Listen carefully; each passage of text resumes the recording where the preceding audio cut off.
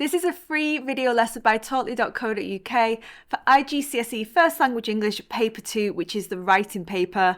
This is probably my most requested video, so I finally got around to it. There will be more videos coming out soon, including a directed writing video, and what else have I got coming? Also a formal report writing video and extended metaphors for descriptive writing. So do make sure that you have subscribed to my channel if you want to be notified when those new videos are published. Download all of the resources for this video lesson over on my website, talkly.co.uk. It's linked within the description and within the comments, so you'll be able to download this PowerPoint and also take a review quiz over there, as well as check out my other free video lessons for IGCSE First Language English. And if you are a teacher, there's also some teaching resources on there too, so do check out my website.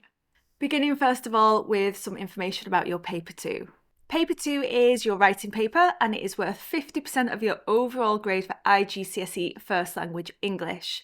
It is a 2-hour handwritten exam that is worth a total of 80 marks. And for those 80 marks, you will do 2 questions which are equally weighted.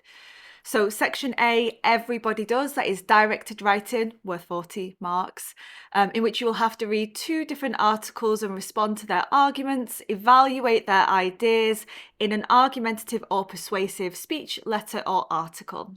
Then section B is composition, also worth 40 marks, but here you get a choice. So you can either write a narrative or you can write a description, so that is your choice. Not everybody sits paper 2, some of you might be doing coursework, so if you are doing coursework, maybe this lesson isn't quite as relevant for you, but do check out my narrative and descriptive video lessons, which will be useful for whether you're doing exam or coursework group. On to timings next, and as I said, this exam is equally weighted, so question A is worth 50%, question B is worth 50%. Therefore, I imagine it's going to be no surprise that I say to you, for timings, spend 1 hour in section A and 1 hour in section B. Do split your time equally so that you can maximise your marks on both halves of the exam. If you have to spend a little bit longer in one section than the other, I would say section A, perhaps 5 minutes more, just because you've got those 2 texts to read, but don't spend any much longer than that. I really do highly recommend that you do split your time roughly equally on this exam. So for section A, the directed writing, 1 hour in total, 10 minutes to read and plan, 45 minutes to write your response and 5 minutes to proofread at the end. And then for section B, which is composition, 10 minutes to plan your narrative or description, 45 minutes to write it, and 5 minutes to proofread. Those are my timing recommendations. But really, I suppose my biggest recommendation is keep an eye on the clock. When it gets to halfway, start moving on to your next section. Don't be one of those students who spends an hour and a half in section A and then half an hour in section B. As a teacher who sometimes has to invigilate her own students, that drives me crazy. I was invigilating the literature exam quite recently and it was an equally weighted exam, and it got to halfway and the students were still writing their section A, got to like 60% still writing section A, 70% of time done, still writing section A. Oh, it drives me crazy. So I think that's my number 1 tip, just keep an eye on that time and be strict with yourself. Now on for grade boundaries. So these are the grade boundaries from summer 2023. So you can see that unlike on the reading paper where each variant of the paper can vary quite wildly, in summer 2023 at least, the grade boundaries were the same no matter what paper you did. So to get an A, you needed 55 out of 80, to get a B, 49 out of 80, and to get a C, 43 out of 80. So the grade boundaries are kind of low. That is because in my experience, Cambridge, they are quite harsh, or let's not say harsh, let's say discerning, picky, selective to who they give the top band to. So you will find with paper 1 and with paper 2 that you will drop a lot of marks, and that's okay. You'll get what you deserve at the end, essentially. So when you go into these exams, if you're like, oh my God, that was so hard, remember that you only needed like 60% to get an A anyway. Beginning first of all then with directed response, our section A. For directed response then, the exam will give you 2 short texts that have differing opinions on a topic. So it's usually like the texts are having a kind of argument or a debate about a topic. So usually a for and against. Here are some of the past topics that have come up on the paper 2. Listening to podcasts at work. This was November 2023. I marked this one, the podcast one. It wasn't a fun one to mark. Whether or not an individual can make real environmental change, also mark that one too. That was 2021, 2022. Whether we should give gifts, whether we should make New Year's resolutions, and whether online friendships are real. So these are the kinds of topics that you'll get. And like I said at the start, for section A, you are usually writing something persuasive and argumentative, so you can see how these topics easily lend themselves to allowing you to be a little bit more argumentative. Now, for directed writing, you get 2 marks. You get 1 mark for reading and 1 mark for writing. Before we get stuck deeper into the mark scheme, you guys need to know what Cambridge mean by this use of the word here, evaluate, because you can see it comes up in the mark scheme. So before we can unpick, what is evaluation to Cambridge then? So Cambridge view evaluation as you recognising implicit attitudes, ideas, or logical fallacies at the heart of a writer's argument, and thereby allowing you to give an effective counter-argument. So evaluation in the normal world means you look at an issue and you look at the for and the against, and you weigh up the strengths and weaknesses, and then you make a final judgment, right? By looking at the whole product, you give your overall opinion. But actually, from marking this exam, I would say that evaluation is more about recognising the perspective that Cambridge want you to have, and then kind of attacking the writer's implicit holes in their logic, giving effective counter arguments. If you look at the mark schemes, you can quite clearly see that actually evaluation is, I recognise this idea, this is why it's wrong, and that's where you get your evaluation marks. We're going to go more into depth about this in a second. But basically, it is making an effective counter argument against a specific point that a writer makes. So you say this and this is wrong because of this, right? So Cambridge will often have one side that they expect you to argue for more than the other. It's not usually very balanced. And in fact, in that podcast one that I said that I marked in November, it even says on the exam question, write a letter to your boss arguing the reasons why you should be allowed to listen to podcasts at work. So the question was telling you what perspective to have, and therefore you had to go through the text, see all the reasons why the writer says you shouldn't be allowed to listen to podcasts, and then be able to evaluate why those ideas were wrong.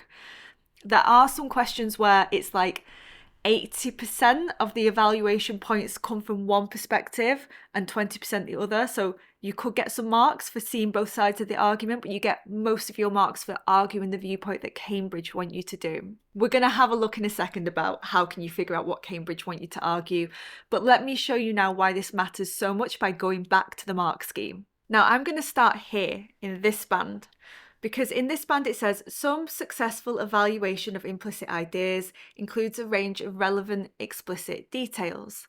Now, why this is really important is because if you identify one evaluative counter-argument, just one, the examiner has to put you in the bottom of this band. They have to. So you will score at least 10 points if you just get one evaluation point. That's all that you need, right? So 10 marks is basically you get one evaluation point. 11, you get 2 evaluation points, and 12, you get 3 evaluation points. Up here, it's you get 4+ evaluation points. That's a little bit crude. There is a bit more to it than that, but that's basically how the examiner will award your marks, as well as, are you putting in lots of details from the text? Are you saying this text states da da da da da da da da da da da da da? Sorry, I don't know what noise that was. But are you actually referencing the text? That's another thing that's taken into account. So then down here, this is you've got lots of details, and you give your opinion on the topic at hand, listening to podcasts can really help us learn more about the world, and I really enjoy listening to podcasts, but you're not evaluating. No evaluation.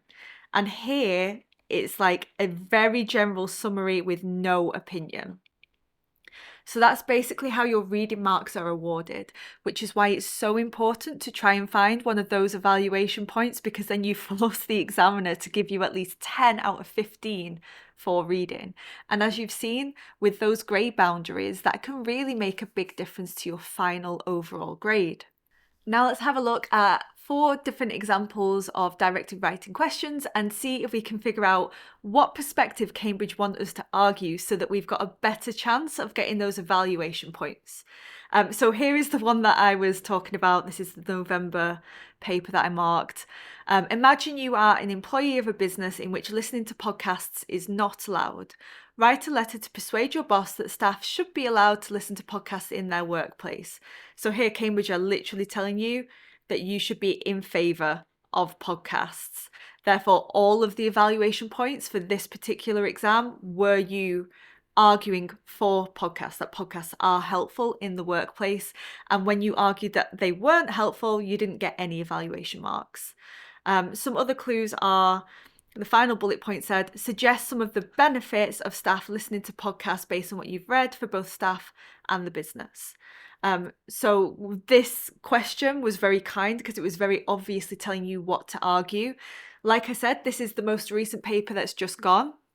So maybe summer 2024 might be as obvious and as kind to you. Who can say yet? We just have to pray to the Cambridge gods that the question will be good. Okay, the next one then, example 2.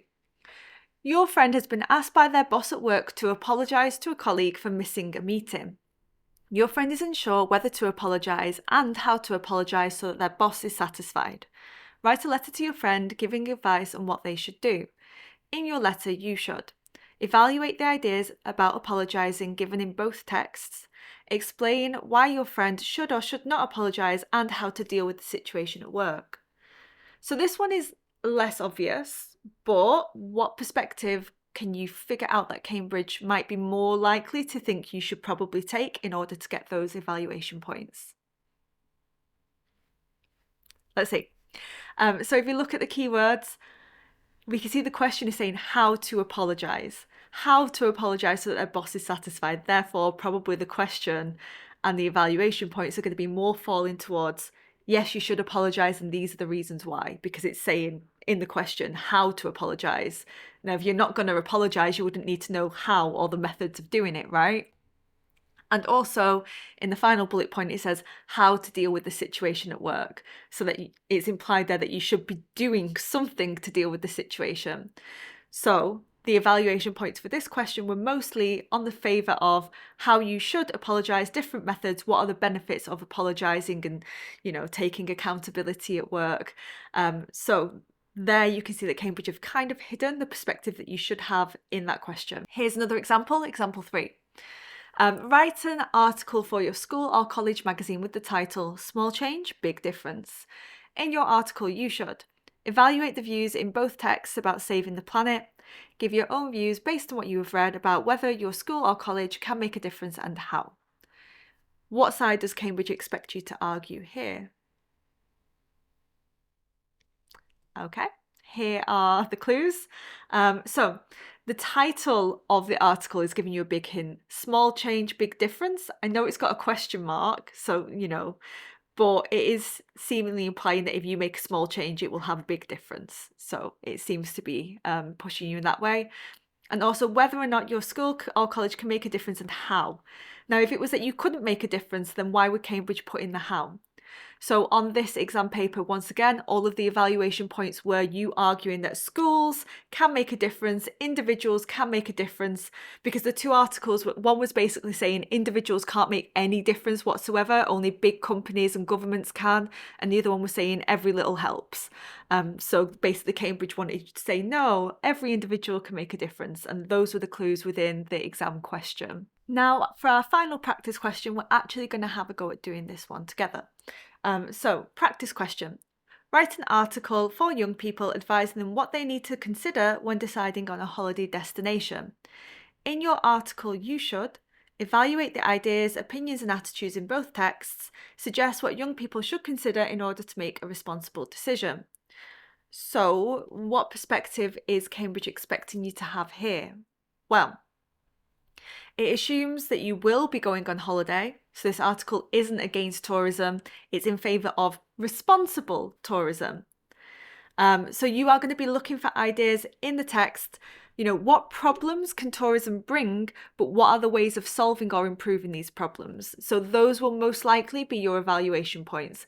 These are the issues, but these are the possible solutions. This is why young people can still go on holiday if they do X, Y, and Z responsibly. and the clue in the question. So it is implied what they need to consider when deciding on a holiday destination. It's implied you are still going on holiday. It's just that you need to be responsible in that decision. And down here, once again, a responsible decision. I will link the full past paper for this down in the description so that you can do it. But here are the first two paragraphs to text A and text B.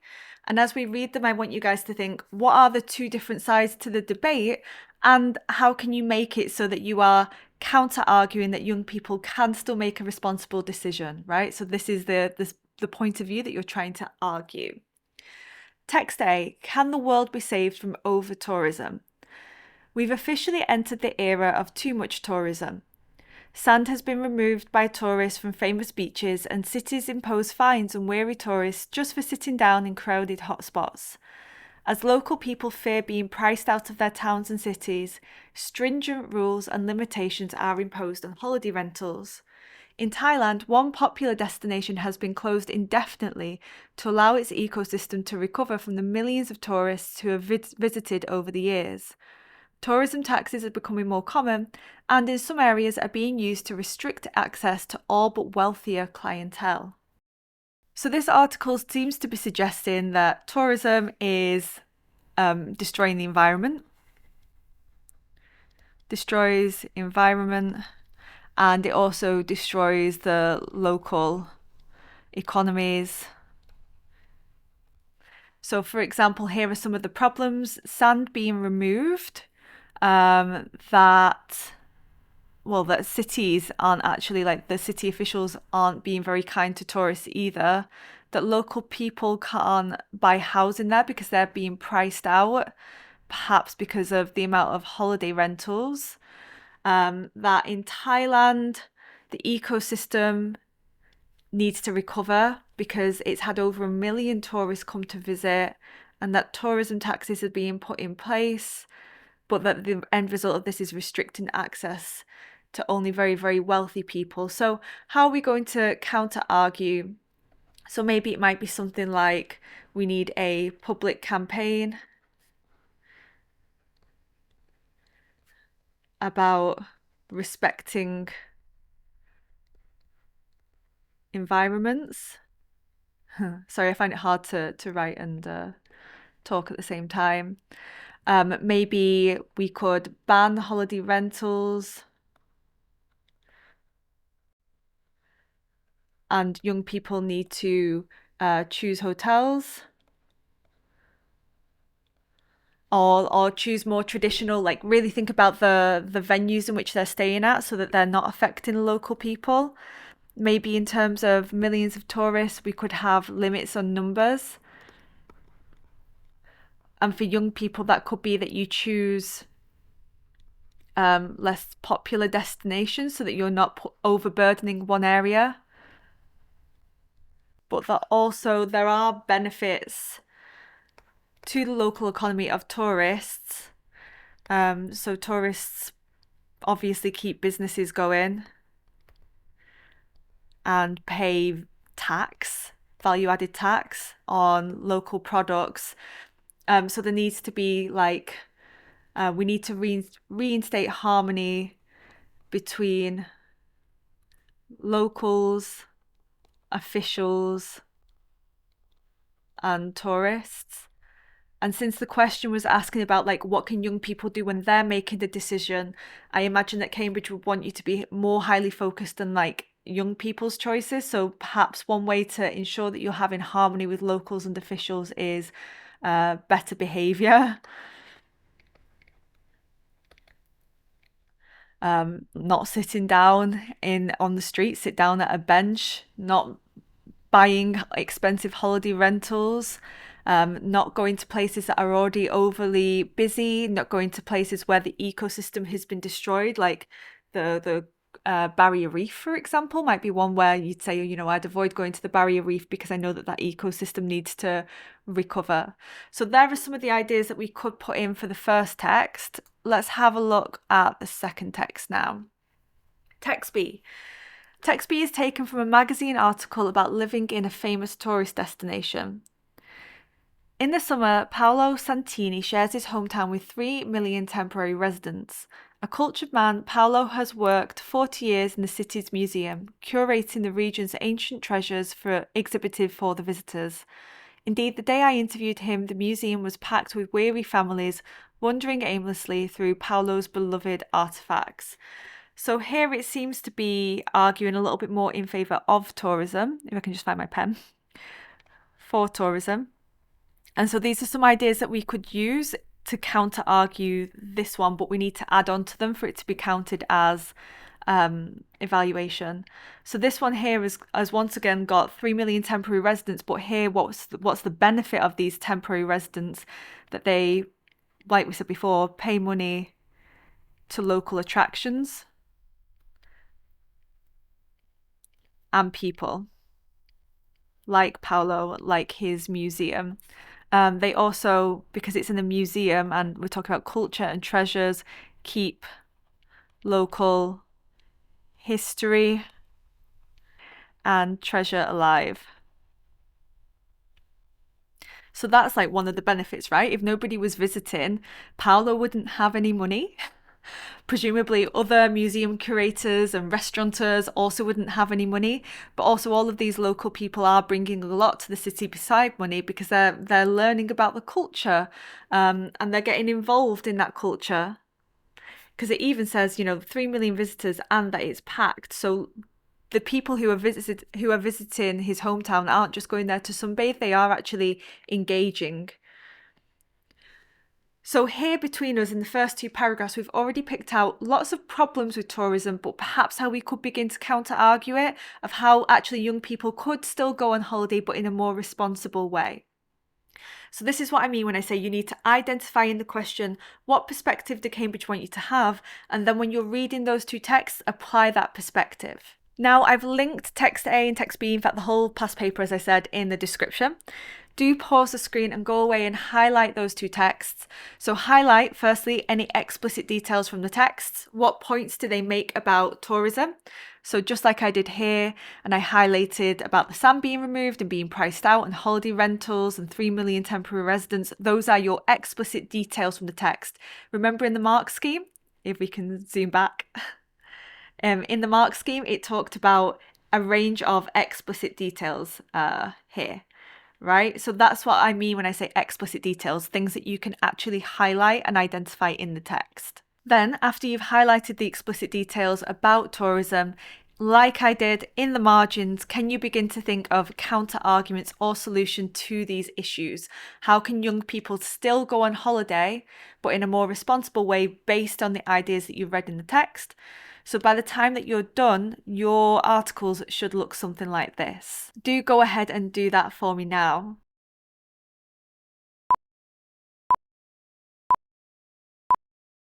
Here are the answers from the mark scheme of the explicit ideas. So these are the details, the things that you could have highlighted in the text, basically a summary of the arguments that both texts make.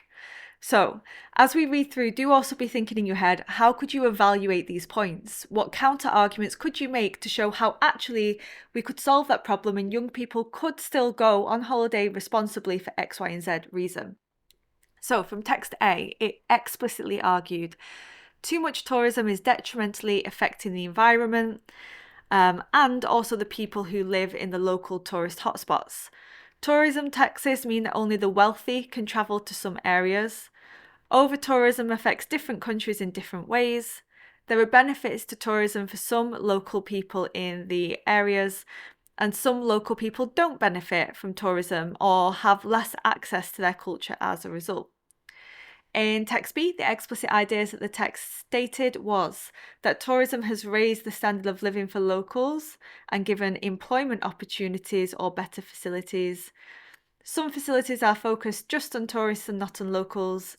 Some facilities have lost or been bought up for tourism. The cost for locals are high as a result of tourism, and some locals are hostile towards tourism or feel alienated from their own cities. So these are the explicit details. If you got a bunch of these and you gave your opinion, congratulations, you'll be getting between 7 and 9 out of 15 for reading. But how do you get higher? Well, you have to evaluate.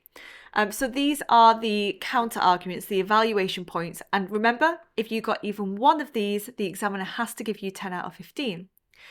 So, evaluation. Young tourists should change their behaviour in tourist hotspots, for example, avoiding crowded cities or streets to mitigate the effects of tourism. We already got that one before, didn't we? So we've already got 10. Well done. Go only to places that will benefit from tourism. Use companies who contribute to local economies. Visit less popular tourist sites or ones hidden from the mass media to avoid the effects of over-tourism. Or on the local residents or the destination. But you do not get any mark if you are just saying points that will benefit the tourists. So if you're like, oh, go to this place, this shrine because it's less busy so you'll have a better time, that's not a benefit to anyone but yourself. So you wouldn't get an evaluation point for that.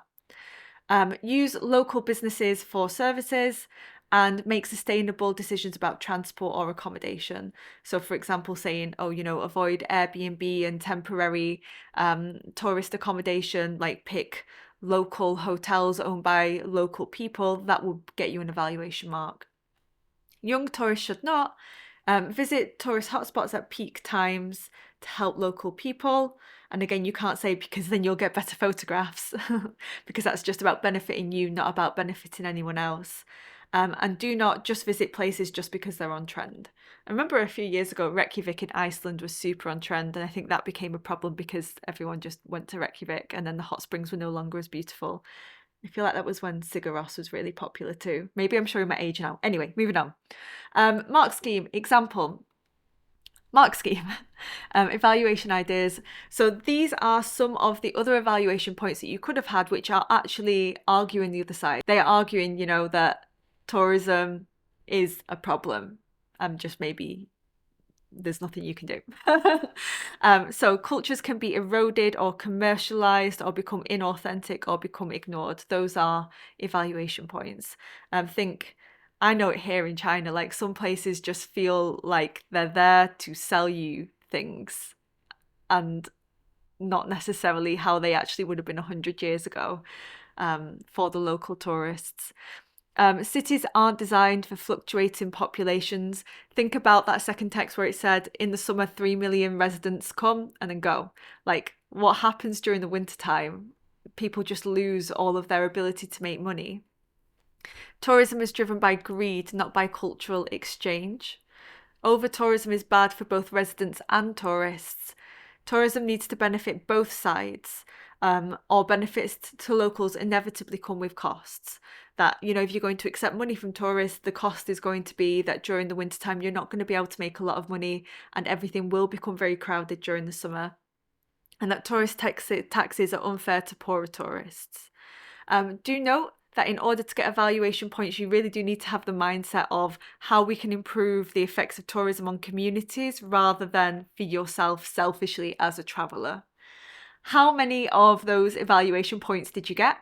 Remember, you only needed one and you've got 10 out of 15. This is from the Cambridge Examiner report from summer 2023, what they say made the most effective responses in terms of those reading marks. More effective evaluation tended to challenge some ideas in the text rather than reproduce them, and to suggest an understanding of the need for the interests of the tourists, the local population, and the environment to be better balanced.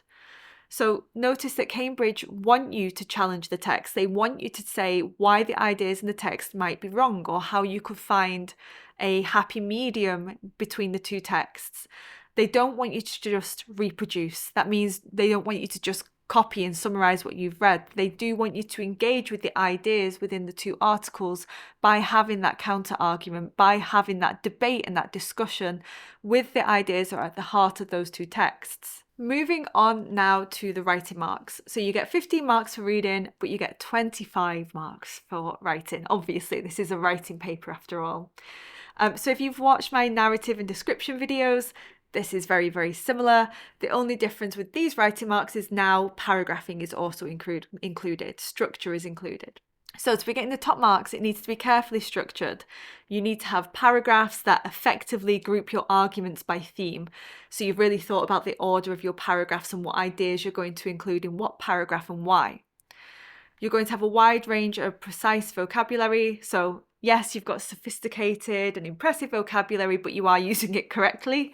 A highly effective register, which is what I'm going to talk to you about next, but basically that your tone of voice is effective for the task that you've been given.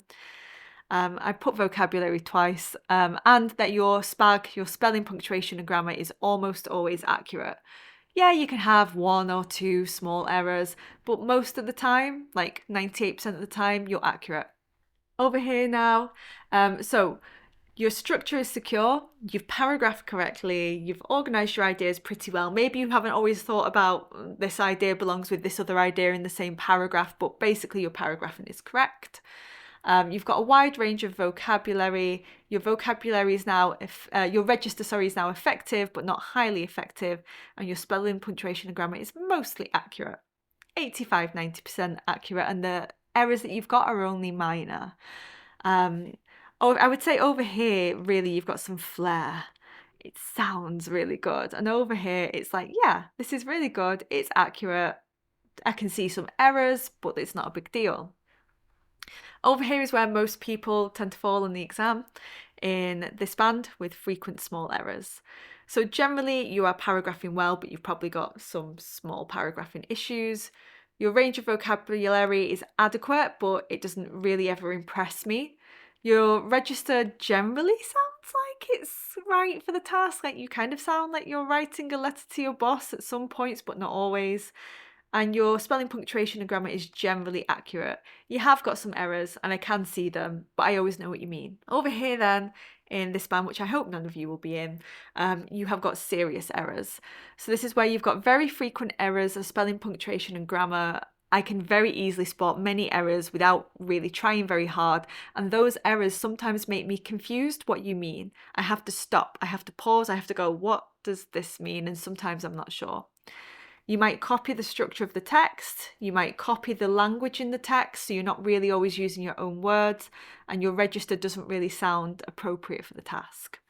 So I would say up here it's flair and almost always accurate. Over here it's some good vocabulary and mostly accurate. Over here, noticeable errors, but your meaning is clear. Over here, noticeable errors, but your meaning isn't always clear, and sometimes I am confused. Most students will score in the range of 14 to 80. Maybe some of you might just pip into mostly accurate, but on the exam, that's what I tend to see the most. Now, if you've done any of my other video lessons or my paper 1 video lesson, then VORP will be nothing new to you. VORP stands for Voice, Audience, Register, Purpose and Format, and it is a way of taking a look at these language questions and figuring out, what do Cambridge want me to do? What sort of style should I adopt? Voice means who are you writing as? Whose voice are you assuming? That might be quite general and vague. You are an employee working at a company writing to your boss. You are a journalist. Audience, who are you writing to? And register, as a result of both voice and audience, how formal or informal should your language be? So like that podcast one, you are an employee writing a letter to your boss to convince them to let you listen to podcasts at work. Well, if you're writing a letter to your boss, you best believe you're going to be formal and polite and respectful, and you're going to suck up a little bit, right? That will be your register. Purpose, why are you writing? So we know that from paper 2, section A, the purpose is always either to persuade, discuss or argue. These purposes are for the other sections of your exams, for composition or for paper 1. So you need to figure out, are you more discussing, persuading or arguing? Usually there'll be a little bit of crossover, but for example, if you're writing to your boss, you're probably not going to be arguing, you are going to be persuading them gently, respectfully.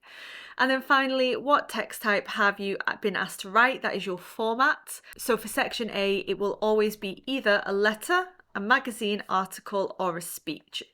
If you want to learn a little bit more about these text types, I have got a video that goes through all of the text types that you will need to learn how to write for your IGCSE in First Language English, both paper 1 and paper 2. So we go over letter, diary, magazine, newspaper, speech and interview, because those are the text types that could come up in paper 1 and paper 2. So do watch that video. So do have a look at your VORP. Now let's have a look at it in terms of this question right here. This is our question from before. Can you identify the VORP of this question? Going over it. Firstly, voice. It's not clear. we assume you're a journalist, maybe. You're writing an article for young people, doesn't really say. So we're just going to be generic journalist. Who is the audience? You are writing for young people. So what's that? 16 to 25-year-olds, something like that. Purpose, to advise. So you are going to be informing them and discussing the issues. You're not going to be being very argumentative and judgmental and like, you need to do better for the planet now. You're just going to be discussing around the issues. The format that you've been asked to write is an article. So if you have a look at my magazine article writing lesson, you can see that an article is usually more semi-formal. It can be a little bit more bouncy, chatty and excitable, but you still shouldn't be using slang and being very, very casual. The register, also because it's for young people, we know that it can probably be more semi-formal and chatty. And we are giving advice, we are not arguing, so you should sound more knowledgeable but not argumentative. So between article and young people, we know we can be a bit more humorous, we can be a little bit more emotive, we can be a bit more bouncy. But we also know because we are advising them and we're, when it doesn't say you are a young person, we're not going to be very confrontational and we're not going to be too informal. So this is our vault of this question. Also from the Examiner report of summer 2023, this is what Cambridge said made a really good response in terms of writing. Some students attempted to engage the attention of their peers with some sense of shared values and interests, assuming some shared ground with the audience in wanting to enjoy the freedom and self-determination of a holiday without parents. So we are recognising you are a young person, I am a young person, we both, me and you reader, have the same values. This is why you should take what I'm saying seriously. Some high-scoring responses used a more rhetorical style, presenting their argument in an engaging way, but making their case effectively and with some impact. At the highest level, responses were pitched at the level of a mature and environmentally responsible and socially aware young audience. So just because you are writing an article for young people, it doesn't mean that you need to be really cheesy, like, hey guys, like, we all really care about the environment, don't we? I know you do, I do too. What can we do about it? Why am I doing like this Valley Girl accent? I don't know. But you know what I mean? Like, young people are intelligent, young people do understand arguments, so you don't necessarily need to be very, very, hey guys, in tone of your article, basically. You can be that little bit more mature and socially aware in tone. Some general advice for writing for this paper. Do ensure that you are using paragraphs correctly and that you're grouping each paragraph by theme so that you're not just copying the structure of the two texts. You want it to be like, here's an argument about local people, here's an argument about the economy, here's an argument about the environment, group that way. Don't copy words or phrases from the texts, always use your own words. I mean, this is just good advice anyway. Also for your question 3, also for your summary, like in Cambridge want to see that you can take ideas and put them into your own words, and if you are copying from the text in paper 1 or paper 2, you are going to get crushed. they are going to absolutely destroy you in terms of your marks, so just always use your own words. The tone for section A is usually semi-formal and lively or formal and lively. Don't make up any facts or statistics, it won't get you any evaluation points. I roll my eyes so hard when I read answers from students which are like, 80% of young people agree that tourism is dangerous for the environment. I'm like, I know that some teacher somewhere has probably taught you like a forest or something, and that you should make up statistics to put into your article to make yourself sound more knowledgeable, but I'm just like, what's the point? You don't get any evaluation marks. It just makes it sound a little bit random. Don't do it. Don't do it. And finally, to get a high reading mark, avoid just summarising and agreeing with the articles. You should always be probing, poking at it, probing and challenging the ideas in the text. You say this, but is that right? That's what's going to get you a higher reading mark. Here are my key takeaways then for directed writing, the revision card. So always use paragraphs and make sure that you are grouping your paragraphs by argument. You will be asked to write a speech, letter or article, so do revise those text types. Be critical and probing of ideas. The tone is usually semi-formal but lively, or formal but lively. Remember to identify the VORP, voice, audience, register, purpose and format. Don't copy words from the text, always use your own words. Analyse the question carefully to decide what perspective Cambridge want you to have, and do include explicit ideas from both texts. Now on to section B, and starting with descriptive writing. I have been filming for 50 minutes and I thought that this video in total was going to be 50 minutes. So I'm worried about what a beast of a video I'm making, but never mind, let's go. So descriptions firstly. So what is the difference between a description and a narrative? Think of a description like a photograph and a narrative like a film. So a description will have no events, nothing will happen. There will be no dialogue and very little characterization. Your narrator can observe but not participate, and nothing should really happen except for that observation. But there can be some form of movement. For example, you can walk through a park and describe all of the people around you and what you see. You can watch the sunset, so the sun starts off in the sky and dips into the horizon and the night sky becomes black, right? So change can happen, but you shouldn't really be effecting that change. Like, you shouldn't be the one causing that change. Whereas a narrative is like a film. So much like a film, it will have a plot.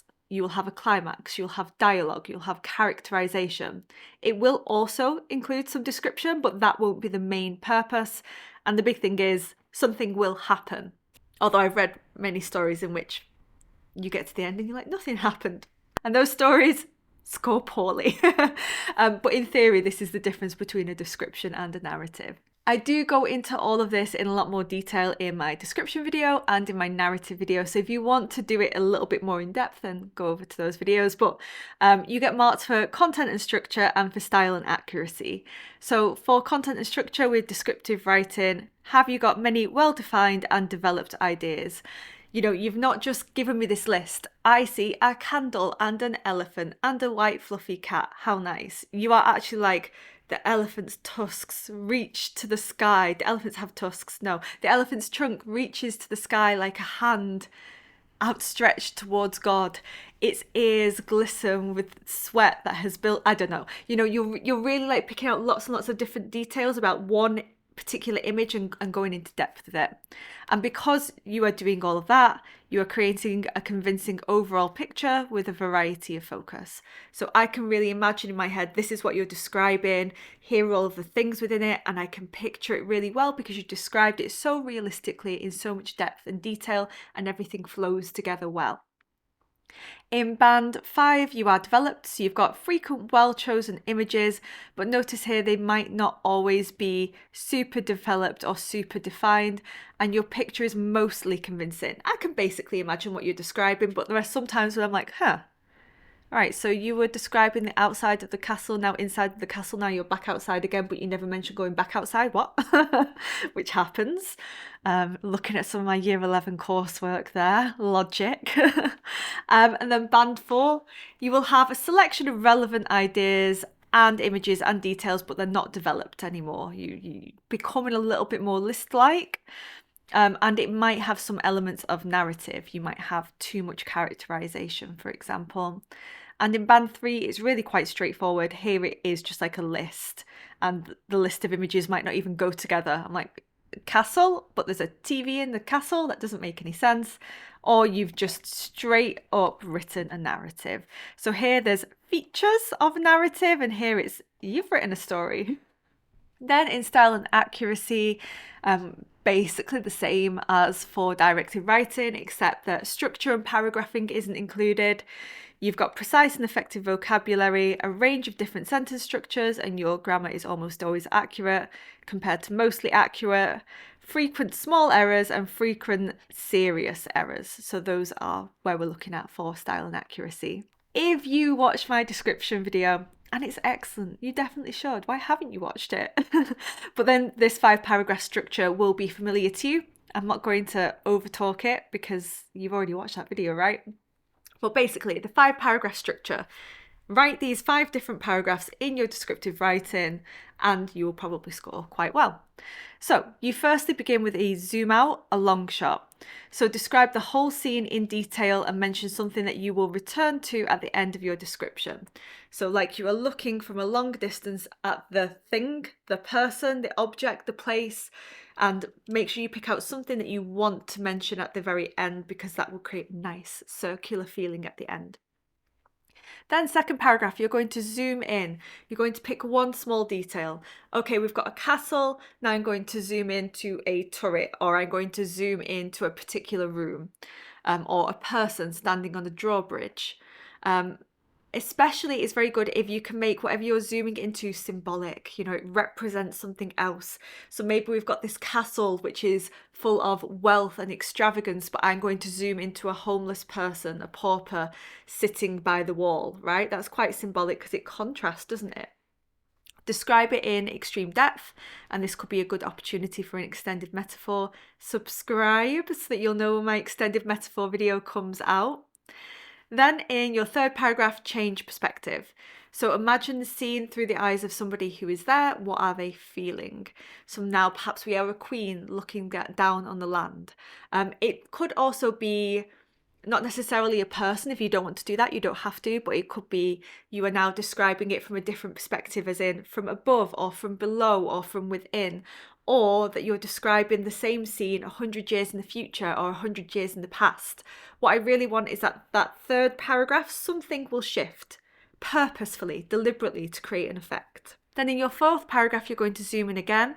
You're going to pick another symbolic detail, but pick something that really contrasts with this second paragraph detail.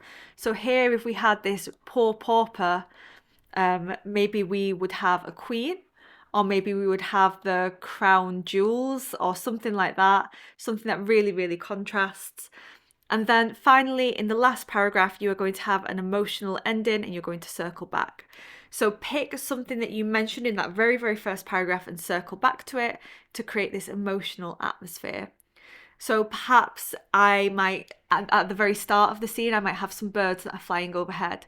And at the end, I'm going to return to the birds flying overhead and say, you know, in 1,000 years, the castle won't be here anymore, but the ancestors of these birds will still be circling over the land. They are the true rulers of the land, or something like that. I think a big thing with this 5-paragraph structure is to make sure that each paragraph flows into the next one. It shouldn't seem like they're random or disconnected. This is why I keep talking about circling back, linking to something before, but something has changed. So you want to think about how these 5 paragraphs interplay with each other to get the highest mark. The reason why this will get you a good mark is because it forces you to do something that's called a circular description. So, you know, start with an image and end with an image. I think one example that I gave was you could describe a coffee shop and you begin your description with the coffee shop open sign on the door being flipped, and then at the end we return to the coffee shop door and now the closed sign is being flipped. That would be a circular description. It's really effective because it creates a sense of unity and continuity, but also it lets Cambridge know I have made a deliberate choice. Even at the very start of writing my description, I knew how it was going to end. So it makes them think this student has really thought about the effect that they want to have on the reader, which is an A-star skill to do. So with you starting and ending on the same image, but something has changed, maybe this image is now taking on a second meaning. Maybe we now see it from a different perspective. And that again is something that's really deliberate because you're trying to craft a piece of writing that has a particular emotional effect on your audience. Again, showing that deliberation is a higher level A-star skill to do. Now on the October-November paper, one of the description tasks was this. Write a description with the title, A Special Place, Inside and Out. So obviously this question is forcing you to write about a setting and what it looks like on the inside and on the outside. Now what I read a ton of was childhood homes or grandparent homes. That came up a lot. And sometimes it was done really well and really effective, especially if it had like an emotional effect. But what I did read a lot of was these list-like descriptions where it was, and inside my granddad is sitting on the sofa and he's looking at the TV, and the sofa is very old and the rug is old too, and next door grandma is cooking dinner, she is making a lot of noise, the room smells really good. And it was just kind of listing, but not really doing anything with it. So these students, they scored okay, but they didn't score very highly. Let me give you an example of something that you could have done on this paper that would have intrigued me more as your examiner and would have let me score you a little bit higher. So I am going to describe a hospital as my special place inside and out. So my zooming out, I'm going to describe the hospital building from the outside, and I'm going to describe it probably in the early morning. Maybe the sun has just started to rise because it's so early, and I'm going to begin with a doctor entering the building very, very early, just after sunset. Maybe she's quite tired because she has worked a long shift the night before, and I'm just trying to create that sense of this big, busy place that's busy even when everyone else is asleep, with this doctor arriving. Obviously, you can probably imagine that my emotional ending is going to be the sun is now setting and someone else is coming out. So already I'm thinking, okay, how am I going to enter my description and how am I going to leave my description? Now I'm going to zoom in, I'm going to have a symbol. My symbol is going to be a hard-working doctor. Maybe he or she is very, very worn down. They've worked 18-hour shift. Maybe they've got blood and stains on their clothes. Maybe they've just had to have a little cry because someone's died, but now they've got to go to the next patient and act like nothing's happened. So I really want this to be a symbol of just like how hard-working and I guess in a way traumatic it can be to be a doctor. So that's going to be my first symbol. From there, I am going to shift. I'm going to shift perspective of a little boy who's inside the hospital, and he is looking at his newborn premature baby sister. She is in an incubator because she's been born a little bit too early. And so this little boy is also worried and stressed, much like the doctor, but there is this ray of hope that accompanies it because new life. And then I'm going to zoom in again, and I want my symbol to be contrasting. So we're carrying on with the theme of the baby. Before, my symbol in paragraph 2 was that doctor who is very much overworked and tired. Now we're going with new life, rebirth. Like, hospitals are difficult places. They are places of life and death, like inevitably. So I want my description to recognise both sides of this. So I'm going to zoom into the mother holding the newborn baby's hand in the hospital. And then my emotional ending circling back. I couldn't find a picture that really showed what I had in my head, but I wanted the final scene to be a mother leaving with her baby from the hospital at night time. So the description is beginning, sun rising, doctor entering, and then it ends, sun setting, mother leaving with her baby. So that was my idea for my description. Some general advice then. So for descriptive writing, do make sure that you are using paragraphs correctly. This is just good advice, guys. Just really please paragraph. Even like if I'm on Reddit or something like that and I open up someone's post, if I see it doesn't have paragraphs, I go off it. I don't want to read something that hasn't got paragraphs. But if you do use my 5-paragraph structure, this will ensure that you are paragraphing correctly. Do try to link your paragraphs together so that they don't sound like 5 disconnected random images.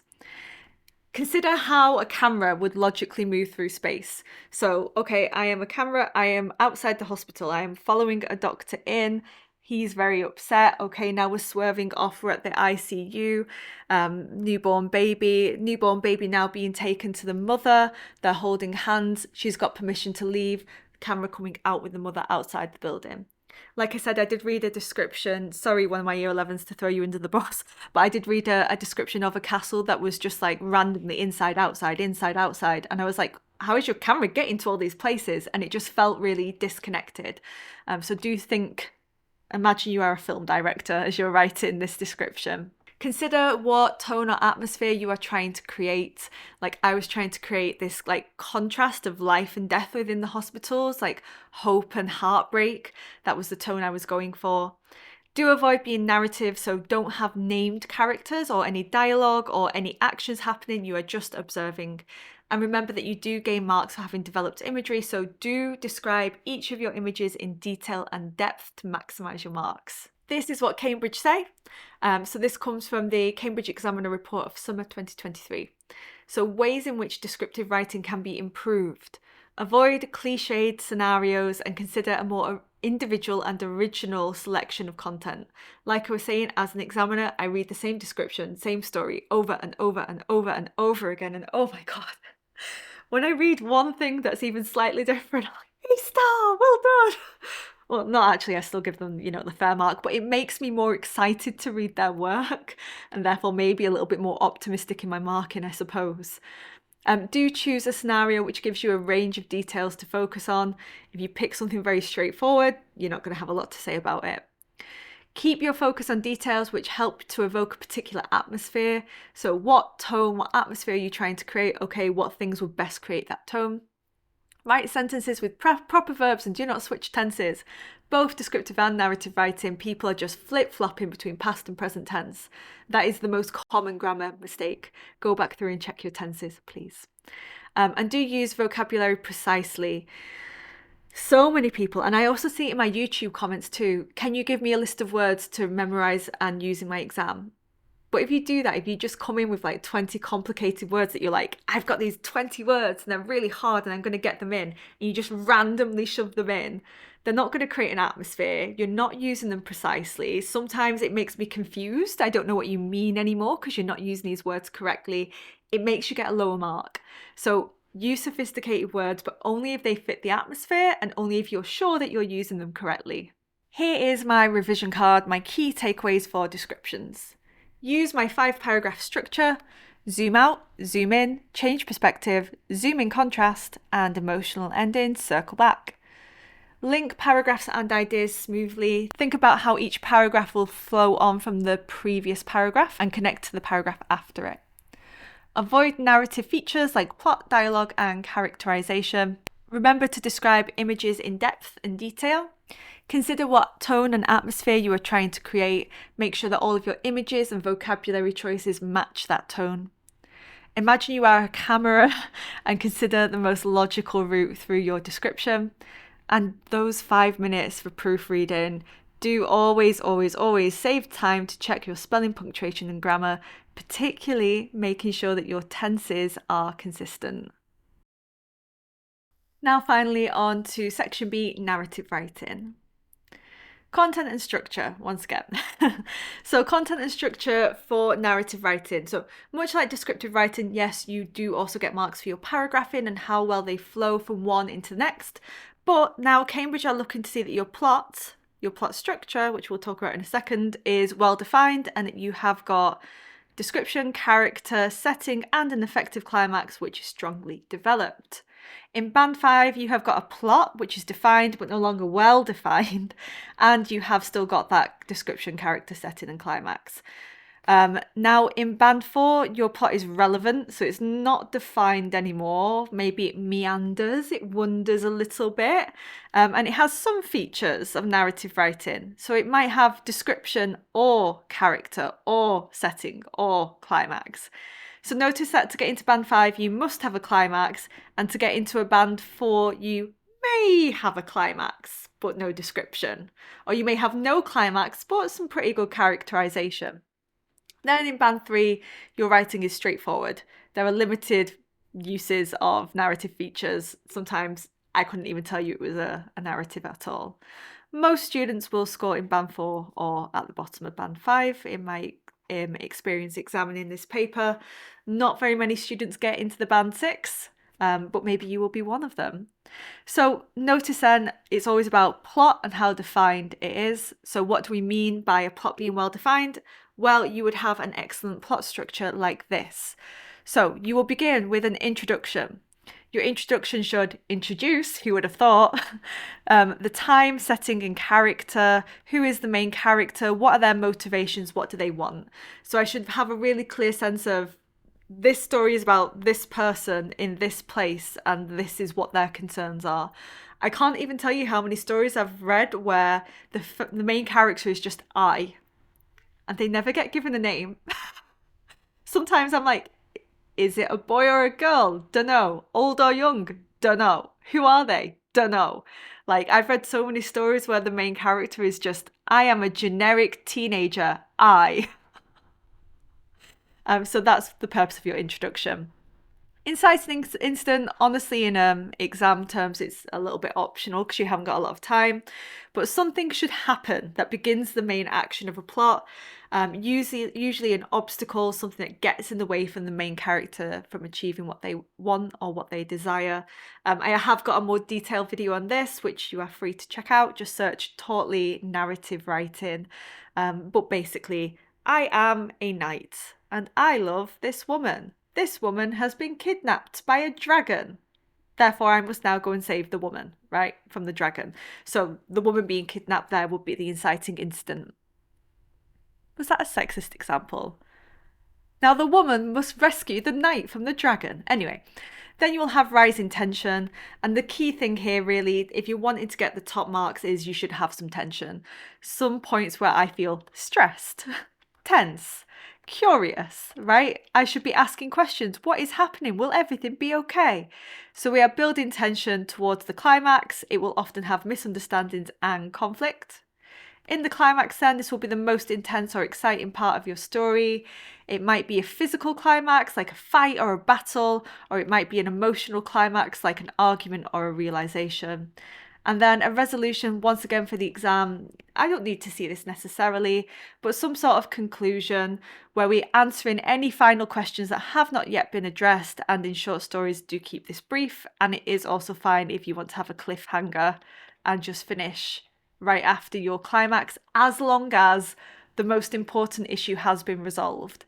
Like, if I read a short story and the whole purpose of the short story is who stole the jewels, and I get to the end of the short story and I still don't know, I'm kind of like, what was the point of that? I have just wasted my time. But if it's this person has stole the jewels, but their reason is different than we thought, and it makes us question everything else, then we finish there. That's a good short story. I know who stole the jewels, but the cliffhanger is, but why, right? So do make sure that you answer your main question for me to feel satisfied with you. And now on to style and accuracy. It's the same. It's the same as descriptive writing. So are you consistently accurate, mostly accurate, frequent small errors, or serious errors, basically? Here is my big bit of advice for narrative writing and for descriptive writing too, I suppose. But I see this more so with narrative writing, which is that your first idea is your worst idea. Like, the first story idea that you come up with is what everyone else in the world is writing, what your examiner is reading over and over again, and it is killing them, right? Please do not give me your first or even your second idea. Give me something original, please. So if you do the first idea that's in your head, 90% of the other stories at least will be the same. Your story will be less original, less likely to score highly for content and structure, more boring. So you've got those 5 to 8 minutes of planning time. Use them. Don't just go, oh, okay, the ball. I'm going to write a story about a big ball and everyone getting together and dressing up fancy and the prince marries the princess. I read that 200 times. Please don't do that. The planning time for narrative writing should actually be you stopping, thinking hard, writing down some ideas. Don't just start writing, please. I think I've said this before, but there was one year where, what was the story? It was write a narrative that includes the words, there was no signal at all. And I could tell from the stories that I was reading that I was mostly marking British kids and Kenyan and Nigerian kids. Because they mentioned and Ghanaian kids too. They were mentioning their hometowns and the schools and their local cities, so it was obvious where the students came from. And it didn't matter if it was a British kid or a Kenyan kid, they all wrote about going out into the wilderness and, oh my God, we're lost and my phone has got no signal at all. God. So honestly, the first idea is your worst idea. Could it not be you're trying to hack the TV mainframe because you are dissidents and rebels against the dystopian government and you're trying to put out the message that will change society forever, and there's no signal at all as you're trying to pump through your message to the TVs of everyone, but then at the last minute you figure out the code and then the message goes out and there's a revolution or something. But just anything different would have been absolutely great. Some more advice is Cambridge will give you a prompt, right? Usually it will be something along the lines of write a story that includes the words blah, blah, blah, write a story about topic, or write a story with the title, right? So they'll give you 2 different prompts to pick from, but don't stress about it.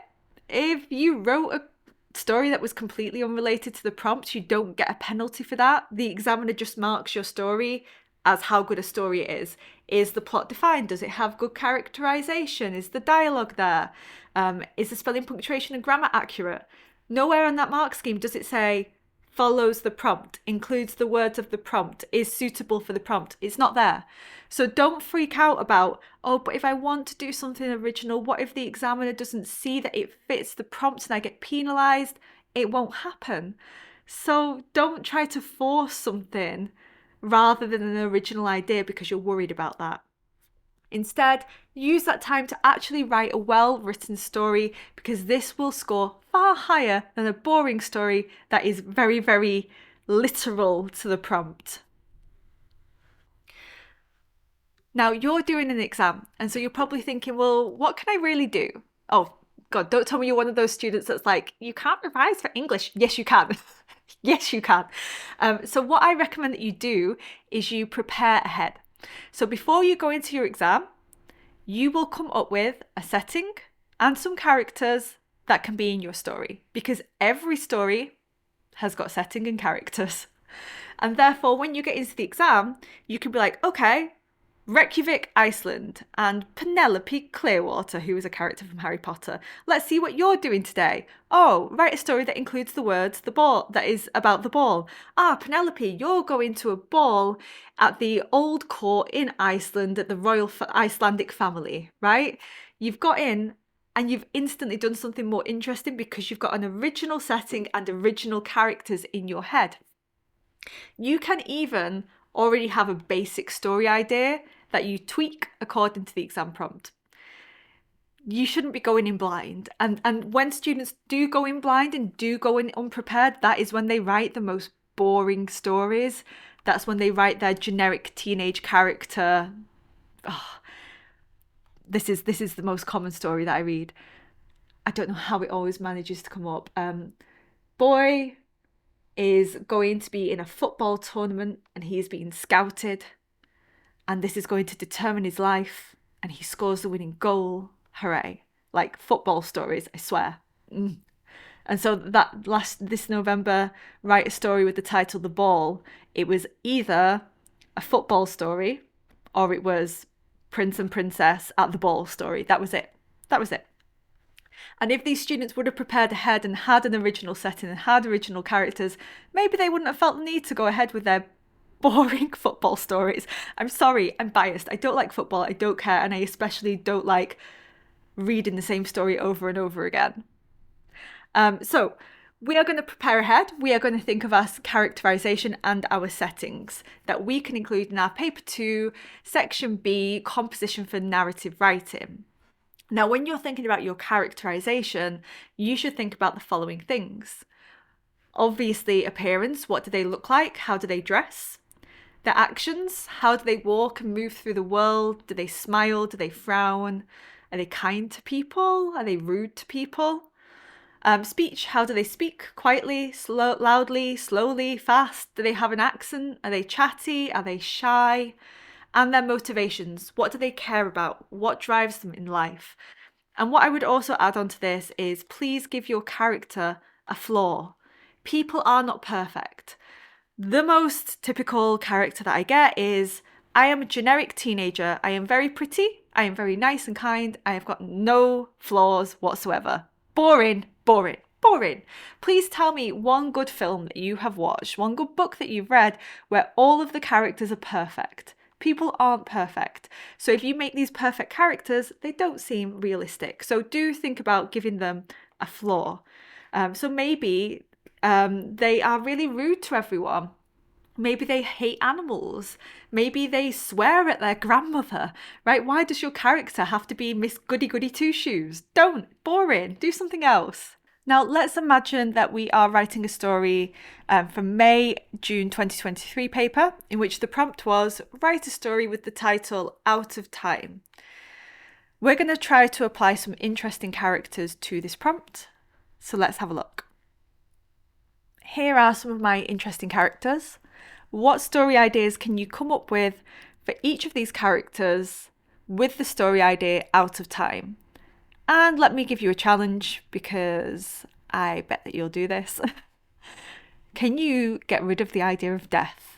Because that's so easy for out of time. That's so obvious. So take a second now. A story idea for each of these characters for a story called Out of Time that does not include death.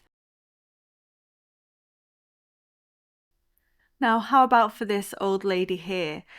So appearances can be deceptive. Maybe she used to work as a police officer or in the FBI or something very, very high powered. Now, as an older person, she's not lost that personality. She is still very shrewd, clever, and single-minded. Maybe in terms of out of time, she is on the way to do a bank heist. Why is she going to do a bank heist? Maybe she's trying to cover up a crime that she committed while she was a police officer and she needs to pay someone off because they're trying to blackmail her. Or maybe her daughter is really sick and she needs to pay the medical fees. So why not have this old lady in a bank heist? That would be so original. That would be so different. Now over here we have got this goth man. Maybe he's someone that's been living outside of society,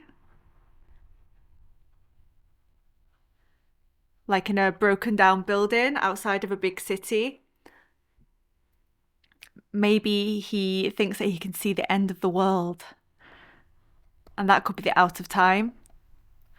And he's trying to convince everyone that the end of the world is coming. He's going out into the streets and yelling, it's going to be the end of the world. You guys need to believe me. And then at the end of the story, will it be the end of the world? I think it would be quite funny if the answer was no, it's not. And it just ends with something like very contrasting, like an ice cream van coming. That could really be like a fun story of contrasts. Just to carry on with the idea of unexpected, out of time, this could be a baby that she has stolen. She's always wanted to be a mother but wasn't able to get pregnant. One day at the park, she just ripped a baby out of a woman's pram and ran away, and so she knows that soon her time as a mother will be up. So that could be one idea, stolen baby idea. Could we tell the story from the perspective of the child? So the child is now an old woman. Looking back at her life, remembering her own mother, seeing parallels or something like that. That could be quite interesting if you're telling it as a retrospective story. Or maybe let's get creepier still. Maybe this baby isn't real. Maybe it's a replica baby. You can get really, really lifelike looking babies. Maybe she's in a mental institution and they're trying to gradually take away her baby and bring her back to reality. Maybe she's had a baby that's died. Okay, that's got death in, but the main point isn't death. The main point is she's out of touch with reality and the baby isn't real and this baby is going to be taken away from her. So see, instantly we are looking at these characters, we're trying to do something a little bit different with them. We're trying to be a little bit more creative and not assuming that they are what they look to be from the front. And taking that prompt and just trying to do something a little bit different with it. Up next then, you have got setting. So we've got these characters and these three characters, by the way, they can be your characters that you take into the exam with you. Why not have this cool old lady, ex-FBI, who is out to commit a crime, right? You can take that idea into the paper too. Let's have a think about what settings you can take into your paper too now. Now, when I talk about setting, I mean when a story is set and where it is set. So it could be London in the 1800s. It could be Tokyo in 2500, right? Or it could be the present day too. So that's what I mean when I talk about setting. But setting is also more than that. It's also what atmosphere, right? So obviously London in the 1800s would be very different for the wealthy versus the poor and would therefore create a really, really different atmosphere depending on what you wanted to focus on. Now, what I see in the exam is that most students just set their stories in their hometown. That's how I can figure out where you guys are from. You just tell me. But try to do something more creative. Why not pick something more unique? Why just go for my village, full stop? You know, if you go in with an interesting setting, that can automatically make you look at your story in a slightly different perspective. Once again, then, I'm going to show you guys some settings and think, what could the story Out of Time mean in these settings?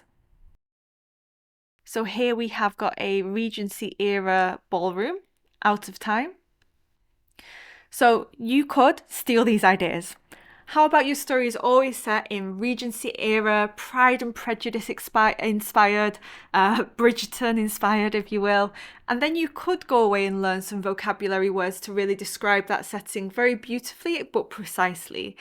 You could have some pre-prepared similes and metaphors to describe your setting that you take into the exam with you. Or your story could always be set within a grand mansion where the owners are poor. Or your story could always be told in a grand mansion from the perspective of a servant. Now that would be very interesting, wouldn't it? That contrast of the extreme wealth of the mansion with the poverty of the servant, who is by nature serving the people. That could apply to anything, right? If it's going to be from the perspective of a servant here, Out of Time, maybe the servant is plotting against their masters. Or if you're doing the second bullet point, the owners are poor, they know that they're out of time. Their way of living is soon to be over. So these are some of my ideas that you could steal. How about some story ideas for this setting? I think I typed in Tokyo or Osaka to get this. It looks more like Tokyo to me. Let me know if you know, if you've been here. I have been to Tokyo and Osaka before, but I don't recognize this street. So some story ideas. So your story could always be set in Tokyo from the perspective of a newly arrived foreigner who can't speak Japanese. That could be so interesting, right? That miscommunication, that sense of being lost in a big city could be very, very interesting. You're out of time, so maybe the foreigner has only got a small amount of time to find their new job or before their visa expires, to find an apartment or to make a friend, and that could be what is out of time. Or your story could always be set in a ramen shop in Tokyo, told from the perspective of a shop owner who just observes but doesn't get involved. This kind of like wallflower character, I think I find very, very interesting in stories. How about story ideas for this setting? This is Big Ben in London. What could you come up with for Out of Time? How about you set your story on New Year's Eve 1999? You guys are all too young to remember this, but basically in 1999, everyone was scared of the millennium bug, which was the idea that when we turn from 1999 to the year 2000, everything will break. Like all technology will break. It's not designed to deal with going into the 2000s, and then because of that, society will collapse. Like everyone was really scared that would happen. So I think that would make a really interesting setting for any story. London, New Year's Eve, 1999, Millennium Bug. You can apply that to anything. Come on, anything. And then the second bullet point, you could, if you don't like my Millennium Bug idea, just do it. The story is always set at New Year's Eve as the bell chimes. So like literally your story begins ding, ding, ding, ding, New Year's Eve. And then it could end with the bell dinging at the start of the next day. And then you would have that circular structure for your narrative. And I think an examiner would really be impressed by that. And then finally, if you want to get a little bit political or you enjoy politics, why not have your story set in UK Parliament or like your local government? Doesn't have to be the British government. And your characters can always be politicians. I think you could have a lot of fun with that too. It could be a prime minister out of time on the night of a general election because he knows he's going to get voted out of office. Oh, I would love that. That would be such a good story idea for Out of Time. How about here for Out of Time? This is a photograph of the Yorkshire Moors. If you've read Wuthering Heights, you just know. So your stories could always be set on the craggy Yorkshire moors with this kind of gothic era about it. Or your story could always be told from the perspective of someone who is camping. Why are people always within civilization? Isn't it quite interesting if you take them out of society and see what happens then?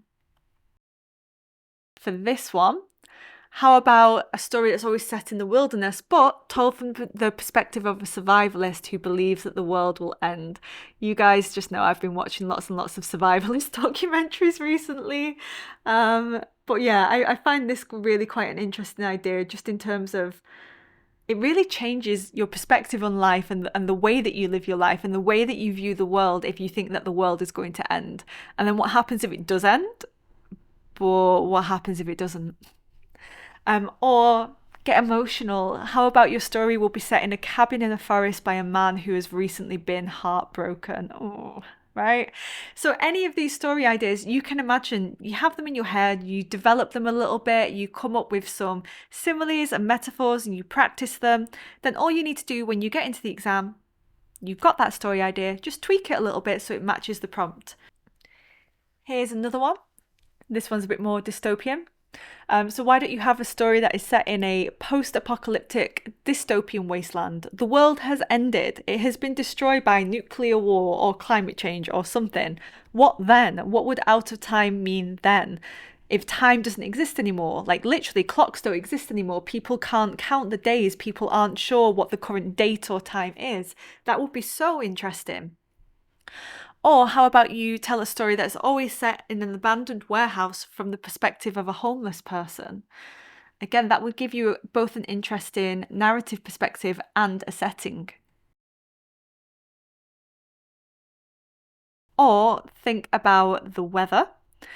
Could you not have a story that's always set in the middle of a storm or a flood, and then you could come up with some really nice descriptions of storms and floods that you can take into any exam? I hope you guys can see that actually you can really prepare for narrative writing by doing something like this and just taking in a few interesting ideas with you. Like I said, in November, I was marking the paper with the story, write a story with the title The Ball. And there was one paper that stood out to me. It was still prince and princess fall in love in a ball, right? But the student made it really interesting because they had one group of characters were werewolves and one group of characters were vampires. And so it was like these two warring families, these two warring aristocratic families that were trying to get together, their son and daughter, to form an alliance between the werewolves and the vampires at this ball. And that was so interesting and so unique. And like the story wasn't like amazingly written or anything like that, but just the fact like, oh, you've actually tried to do something different. Like I was really, really impressed by that. So be that student for your examiner, cheer them up a little bit on the rainy night when they're marking your exam, and just come up with a setting and a character that you can apply to your story that will make it more unique and make you stand out. Now, one of the most common mistakes that I see is with dialogue, right? So this can affect both your content and structure mark because of paragraphing, and also your style and accuracy mark because of punctuating. So this is the big thing that I want to point out to you guys. So firstly, for structure, a new speaker means a new line. So every time you have someone new speak, that makes a new paragraph. And sometimes I read paragraphs where it's like this long and it's two people talking and there's no separation, and it makes it hard to read and it's incorrectly paragraphed, it's poorly structured, so you're losing some marks. And do make sure that you revise dialogue punctuation. It is the most common error with punctuation. So let's have a look at this example and then we'll unpick it a little bit. I really think you're making a mistake, whispered James, his eyes firmly fixed on the floor. I paused, gritting my teeth before speaking. What other choice do I have? We stood for a moment, neither of us able to meet the other's eye, the clock's incessant ticking the only noise in the room, and making our silence seem all the louder. You could be with me, he burst out finally. You could say to hell with propriety, to hell with inheritance. Okay, you might not be lady of the manor anymore, but you could be happy. We could be happy. What's the point in living in such wealth if you go to bed every night alone?